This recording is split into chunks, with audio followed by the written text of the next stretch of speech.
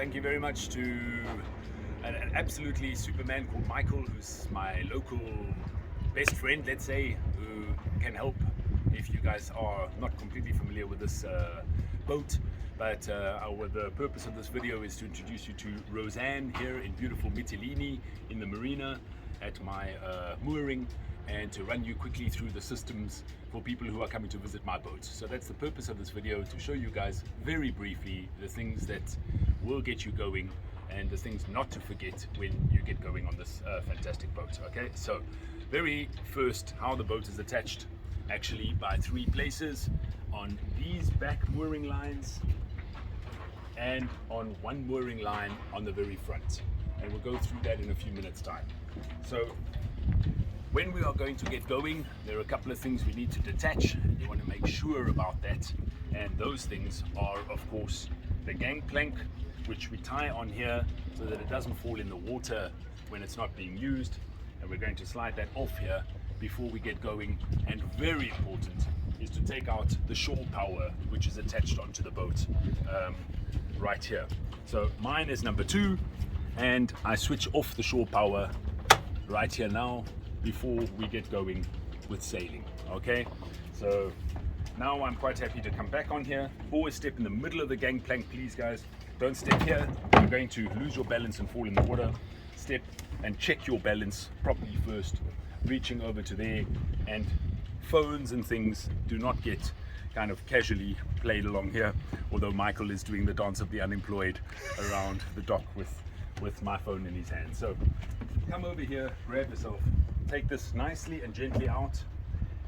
It has only 1 position which it can go into, and so I've taken the shore power off. I'm about to take the gangplank off so that we actually can just get going from here. And Michael, you could do that. You're big and ugly enough just to loosen this up and slide it off the back there. Use 2 hands for everything. If you do have 2 hands, I'm using 1 hand to hold myself. Here we have our instruments ready to show us our depth at 3.9 meters, and we don't actually have the speed working on this boat, so we will use navionics on our phone on this handy little cradle, which has a 2-way screw at the back here.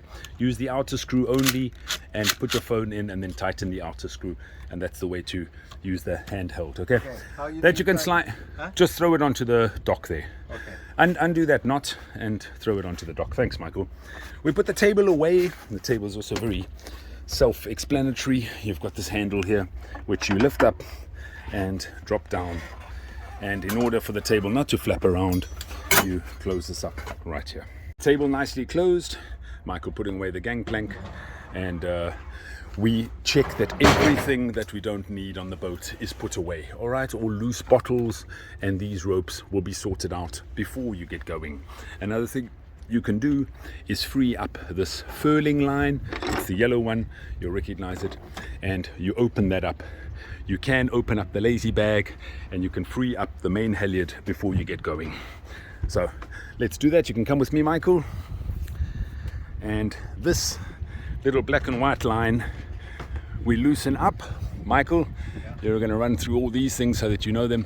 This I've put kind of quite solidly in case we weren't going to go and sail again, but that keeps the main halyard off the mast so it doesn't bang bang bang in the night. Yeah, when it's windy, Exactly. And this we just kind of put through here and kind of make a little soft knot here so that it's out of the way. Okay, just put it through itself in a very simple way.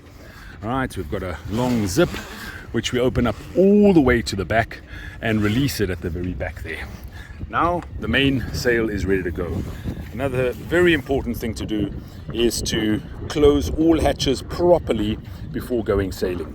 Always assume when you go sailing that you need to close the boat up properly. Close both sides of the hatches, 3.8 meters. That's really important. It's about as shallow as I ever want to be, and that's what I've got here in the marina. Loosen up the steering wheel. Navionics, switch it on so it can show you your speed. That's quite important.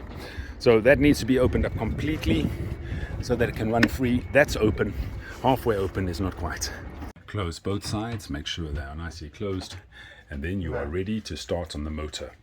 Now when you're going to start the motor, you go into the port cabin, which is at the moment a storeroom. Michael ready for sailing right now. It's been many years he hasn't sailed, but he used to be quite a champion.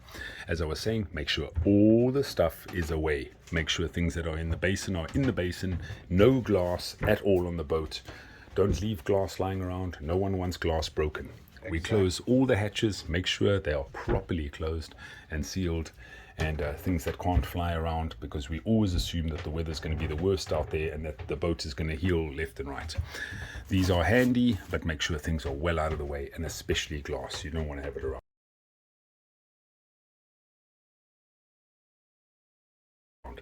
Okay, then we've got the panels, the autopilot I switch on. I make sure that my windlass is on when I need it, but basically the units that need to be on are on. Forget the fridge, that doesn't work anymore. This is our fridge and it works really well. It works by 12 volts. Make sure it's in and make sure that it's reading there, then you know the fridge is working, which is great. It can be on the shore power or off the shore power, it doesn't matter. Now to start the motor, here we go. You come into this portside cabin and all the stuff we put out of the way when we don't need it, and you turn these on. Okay, Michael? Yeah. You turn these on this way, yeah, and this way. And they've got strings. Don't remove those keys. Leave them right there. But that's the on position. And now we're ready to start the motor. Okay? Let's walk outside and have a little look at the motor. Really important. This is the control for the motor and how it goes. When we don't use a motor, we leave it in reverse. This is neutral and this is driving forward.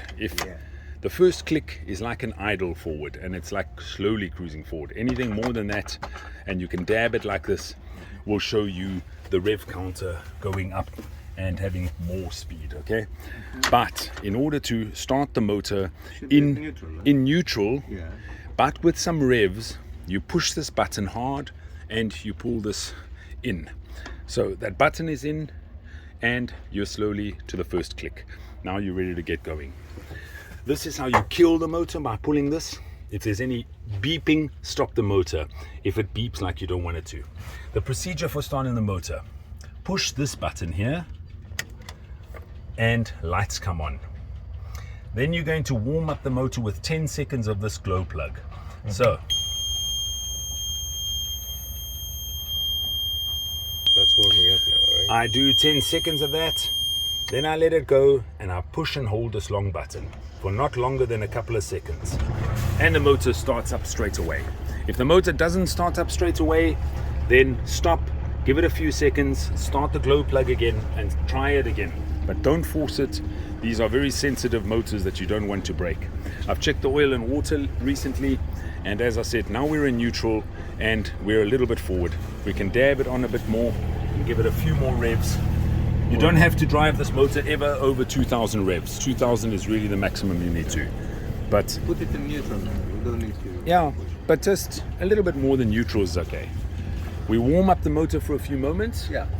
When we arrive out there, and only when the sails are properly up, then you can switch the motor off. When you're way out there, use the motor until you're way out there and you're sure you don't need the motor. Always assume that you've got your sails working, and only switch off the motor when your sails are up and nicely and you're far away from land. Then you switch off your motor, not too early. Nice one. Michael makes a good point of motor sailing when the wind is very light. You can keep the sails up, keep them tight, but motor sailing, it's more pleasant and actually arriving somewhere. I have the rule of 3 knots. If I'm doing less than 3 knots and I actually want to head somewhere definitively, I'm not just floating around, then I use the motor. But I don't start and stop the motor every 10-15 minutes. You try to start the motor and think about it and switch it off when you need it. Rather leave it running.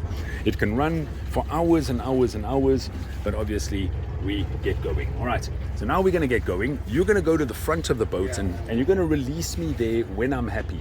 And when the boat is pointed in the right direction. I want to actually have the front of the boat pointed out so that I've got an easier time. If you're about to get going and the motor's nose starts to go this way, don't do it. Just wait a bit or adjust yourself. You can even have a crew member stand on the dock or on this side and push away or pull away, but making sure that they get on board. So that knot there, right there in the distance, is what's really important to undo and hold on to. Right now the wind's blowing towards us, so it's important to count that and to think about that in a safe way. Okay, so these don't really matter. At the back I'm going to loosen them up, but the one in the front is really important to only let it go when I'm actually going forward. Yeah, okay, go to your place. Michael made the mistake of actually letting it go before my command, but it's not the end of the world. We nearly reversed onto the dock, so I put the motor onto a slow forward in gear so that I'm ready to get going. Now these dock lines, when I'm ready, I loosen them up at the back here and I throw them onto the dock. Let's do that. Take that off properly and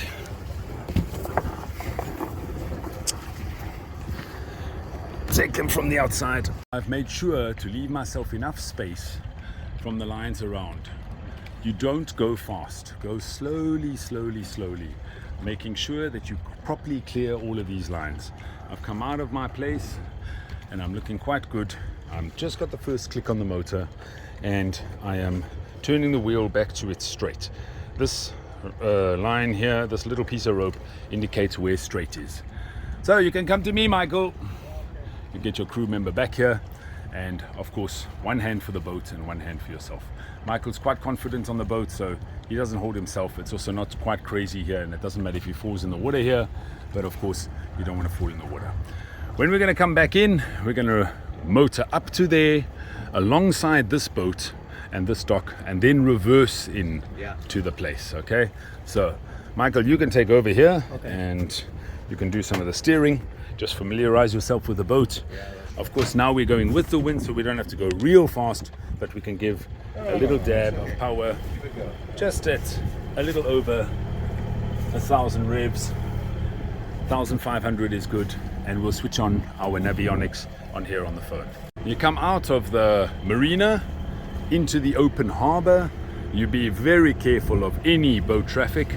You are sharing the place with massive boats, which you want to see are not letting go. You want to see that the front anchor lines or mooring lines are actually in place, and seeing that they are actually attached, and also looking out for any military boats or anything like that. I didn't mention to you the radio, which you switch on before you get going, and the radio stays on channel number 71. Here's the radio, and to switch on the radio we just turn this tiny little button on here, and the squelch is on, which is the back button of the two, and you turn it up a bit until it disappears. There's no squelch sound, but the radio you make it up to nearly massive full volume. If you have any problems, you push the red button and you transmit on the radio on channel 16. That's the safety channel, but 71 is the marina's channel. At the sails, we always face into the wind completely, noting what the wind direction and strength are. This is your wind indicator with the wind strength and what have we got there, 13 knots? Yeah, if it's really over 20 knots, you don't want to put out the full Genoa, but you can actually put up the full main. We can of course reef the sails, but that's for another lesson. Michael bringing us exactly through the middle of this channel. We've got quite a low rev on the engine. Well, actually it's closer to 2,000 revs, but we don't feel like we're going very fast forward. We're always looking backwards. Exactly, we're against the wind, so the wind is making us go much slower than we need to. But since we are wanting to go sailing into the wind, we go a well way out, and then we put up our sails only when we're away from this nasty stuff called land. You don't want to be close to concrete and exactly. So get well out of the way before you start with sails and anything like that. You've got the motor to depend on, which is great, and a wonderful Mitilini in the background, always looking back for any fishing boats and military boats and give them space. But when you're under sail, you have right of way, but don't take advantage of that. Just always assume everybody's out to kill you. Stay right of the channel. We drive like an European way. Right is right, and stay right of people. Okay, we always check the fuel level too, which is on this, and we have well over half of the tank full, which is super. Because I like sailing very much and I want to sail properly, I want to drop this boom down a bit for the time we sail, and we do that by relaxing this. In order to drop down the boom, I have to go forward, and I always hold myself properly and hold my phone properly. The fenders can come up when we are sailing, you can take them up. Don't forget to put them down when you get back into the marina. So I loosen this up a little bit. There we go, Michael. And just looking when it's loose, and we're ready to pull up the mainsail. Let's do it. Always into the wind and always away, well away from any land and marinas and stuff. Okay, from the cockpit you can operate everything on this boat, and opening up the jammer completely. This is not open, this is completely open, all right? And you relax the main sheet so that the boom can move freely left and right. That's the main sheet, the blue and white one, and now I'm ready with the main halyard. So Mike, when I've prepared to bring up the main sail, I make sure that I've got all the crap out of the way that I don't need. You actually only need this line here, and you're going to prepare yourself with a winch handle, which you're going to use by pushing to the side like this and putting it in place before raising up the main. Fenders are up, Michael's back at the wheel, and my instruction to him is point us straight into the wind. Keep that arrow straight upwards, and if you get some youngster or whatever to do the wheel, it's fine. Just show them a direction. Always look ahead of you and choose a cape, a place, a high mountain, a wind farm in the distance. Okay, we bring up the main sail by pulling on the main halyard. The end of the main halyard you throw downstairs, and it's acceptable to have all our ropes down into the cabin, which is perfect, out of the way, and we know they don't get knotted down there. Take the end and throw it in first. These are 2-speed winches. This is the slower speed, this is the stronger speed, which goes faster, but it's harder. So this is the easier way, this is the harder way. In the front of the halyard is nice and tight, but don't over tighten it. You don't pull it too tight, but when there's quite a bit of resistance here is when it's enough, when that looks tight to you. Now you can pull in the main sheet and secure the mainsail in place. So now I can pull it and winch it too. Easier is when your friend pulls you into the wind first. Go more into the wind, turn right, into the wind, then tighten it up and lock it off. Pull this up nice and tight while Michael's turned me into the wind, and now we can drop us off a little bit into the wind, and the mainsail starts to do its thing. Only when the mainsail is properly up and you are satisfied, then you can switch off the motor, but you first can also get the jib out. So I prefer to have both sails out before I switch off the motor. Right, let's do the jib sheet. This line you really need to open up because it really needs to run freely. So open this up clearly and properly through the cabin if you want, but not through anything dangerous like the steering wheel or around the accelerator. Leave it in a free way that you know it's going to run freely and not get caught in its limiter.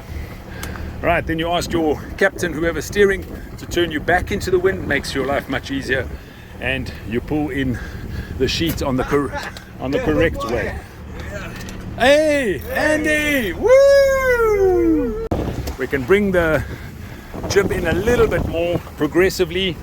Always want to put this nicely around the winch twice. Now I have it only once. One time too little. It could be a bit tighter, but the wind is quite strong, so we'll just use a bit of jib to sail. The boat's leaning over and it's looking good. I can bring that in a bit. If you hear this creaking, it means it's slipping on the winch. The line is, and that's no good. You want to put it in extra time. Watch your fingers. Open hands only, no fingers inside here. If you're going to operate this, you take it off gently and put it once around, holding it with 2 hands. Put it into neutral, please, Michael. Neutral, straight up, vertical. Like when you wake up in the morning. And now when things are good and we are happy that we're under sail and we are good to switch off the motor, you give a gentle tug on the red line, on the red handle, and you'll hear the beeping sound, meaning the motor is off. Push it back in, Andy. And very important, switch off the button, which is the fan. No, not the glow plug, the fan. This one afterwards. And then you go downstairs and you go and switch off those other two. Yeah. Yes, Captain. Yeah, Captain. Looking good. How are you doing at 5 knots? Cruising along nicely. And the boat's tilted over quite nicely. You don't want too much cloth out, so if it gets too extreme, you release them. Happiness is sailing. Sailing with my bro, yes. And drinking too much. 7.3 knots we've seen of Roseanne, and when we are not using the motor, we put it into reverse so that the prop isn't turning when it's the motor switched off. I mentioned you secure your foot nicely just using the outside screw, and you have avionics which shows you the speed and the altitude. That's nice little tiny 6.8 knots. If things get too hectic, you first release the main sheet and then the jib sheet. You're looking at the angle of the wind and the wind speed. The angle of the wind is important. That's really important, that little arrow there. Very nice. Keep watching our depth. We're at 42 meters and doing 6.8 knots. Try and tune up the speed to go really well. That's sailing, guys. Enjoy it, have fun. I come to the front to check my stays that are a little bit loose on one side and ask my rigging guy what he thinks. This is what it looks like from the front here. Always holding yourself properly, folks. Don't let go. This is the boom bang. We could also have it tighter in order to sail better, but we're not in a regatta today. Lovely, lovely, lovely.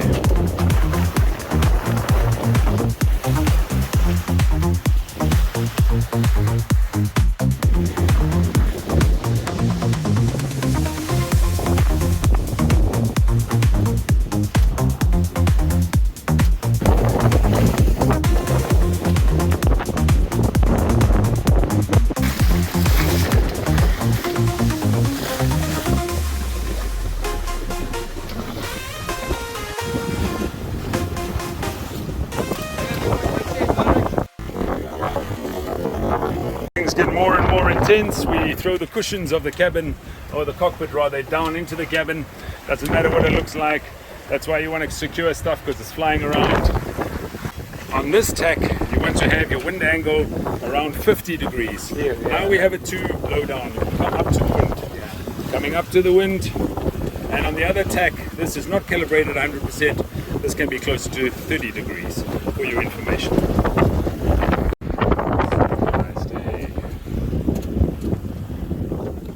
Sail next to some of the Germans, we watch out for fishing traps. Watch for these yellow and white buoys that are around. These are very dangerous. That fisher that's trapped, and while I sail, you pass near one. Look out in front of you at all times when you're sailing. Typical rail bait. The angle of the wind, that's quite good. And on the other side, as I said, choose 50 degrees. So this is good for this angle of the wind. And we join Super Stratos, who is a very helpful, very nice rigging expert. His father has a charter company and he's always there to help also. Alright, so we are ready with the yellow line with the that can be closed, but it's better to open it. And we're getting close to the sea wall. Check that the motor will start. So we go downstairs, turn those two valves on. Just a reminder, push this button on first. Few seconds of this because the engine is warm. And that's to start it. Remember, the motor was in reverse, so we put it in neutral. That's right. And we can even put a bit of revs, but now it doesn't matter, it should start first time. But you really want to start the motor before you dump the sails. And don't do everything at the last moment, because you have got time. Go, Andy, pull it. Wind that up properly, making sure that it actually goes. Pull it. You want to see that winding up nice and tight. And you actually don't want this to be flapping like crazy. You want it to be done in a proper, controlled way, in a decent way. As the sail gets smaller, so it gets easier. Pull, pull, pull. Alright. Key important is never leaving lines hanging over the edge of the boat or having any chance of them, because they can go into the propeller and then you really have a problem when you start the motor. Neutral, we're ready to start the motor. And again, switching on the fan first. I've switched on the cut-off valves at the bottom. Glow.